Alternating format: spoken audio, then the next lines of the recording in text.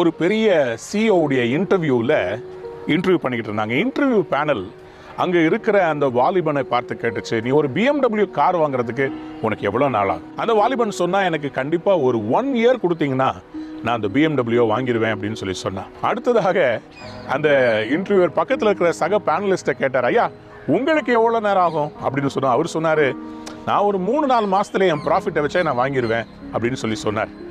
அந்த இன்டர்வியூராக இருக்கிற அவரை பார்த்து கேட்டாங்க, உங்களுக்கு எவ்வளோ நேரம் ஆகும் அப்படின்னு சொல்லி கேட்ட உடனே அவர் சொன்னார், எனக்கு 5 வருஷம் ஆகும். உடனே அவர்கிட்ட திரும்பி பார்த்து கேட்டாங்க, ஐயா 5 வருஷம்ன்றீங்களே, நீங்கள் தான் இந்த கம்பெனி ஓனர், நாங்கள்லாம் இங்கே வேலை பார்க்குறவங்க. அவர் இன்டர்வியூக்கு வந்தவர், எங்களுக்கே 1 வருஷம் 3 மாதம் 4 மாதத்தில் வந்துட முடியும்னா உங்களுக்கே அவ்வளோ நாள் ஆகுது. அவர் சொன்னார், 5 வருஷத்துல அந்த BMW கம்பெனியை நானே வாங்கிடுவேன் அப்படின்னு சொன்னாரா. இவங்கெல்லாம் BMW கார் வாங்குறத பற்றி பேசுகிறாங்க, அவர் BMW கம்பெனி வாங்குறத பற்றி பேசிக்கிட்டு இருந்தார். வேறு யாரும் இல்லை, ரத்தன் டாட்டான்னு சொல்லி டாடா குரூப்ஸுடைய அந்த ஃபவுண்டர், அந்த சேர்மன், அவரு தான் இப்படி சொல்லிக்கிட்டு இருந்தார்.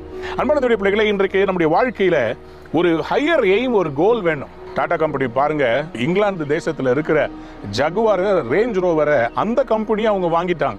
ஒரு காலத்தில் இங்கிலாந்துல இருந்து வந்து இந்தியாவில் இருக்கிற எல்லாத்தையும் வாங்கிட்டு இருந்தாங்க. நிலங்களை, வளங்களை எல்லாம் அவர்கள் எடுத்தார்கள். ஆனால் இன்றைக்கு இந்தியாவில் இருக்கிற கம்பெனி போய் இங்கிலாந்து தேசத்திலே அவர்கள் கம்பெனிகளை வாங்குகிறார்கள். இதுக்கு என்ன அர்த்தம்னு சொல்லி சொன்னா, நம்ம ஒரு பெரிய ஒரு விஷனோட இருக்கணும், ஒரு தரிசனம் இருக்கணும், மேலான ஒரு விஷன் இருக்கணும். சின்னதுக்கு உட்கார்ந்துகிட்டு இருக்க கூடாது. You have to set your goals and your targets and your vision high. இங்கிலீஷ்ல சொல்லுவாங்க ஒரு பழமொழி, என்னன்னு சொன்னா, aim for the sky, you will at least land on the tree top.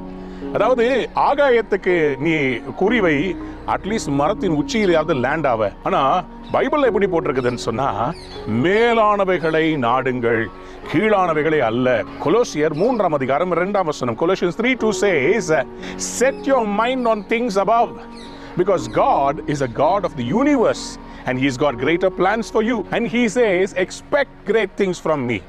What is your expectation? I will fulfill. இன்னைக்கு உங்களுடைய இருதயத்தில் William கேரியுடைய அந்த ஒரு அருமையான சென்டென்ஸை நான் பதிய வைக்க விரும்புகிறேன்.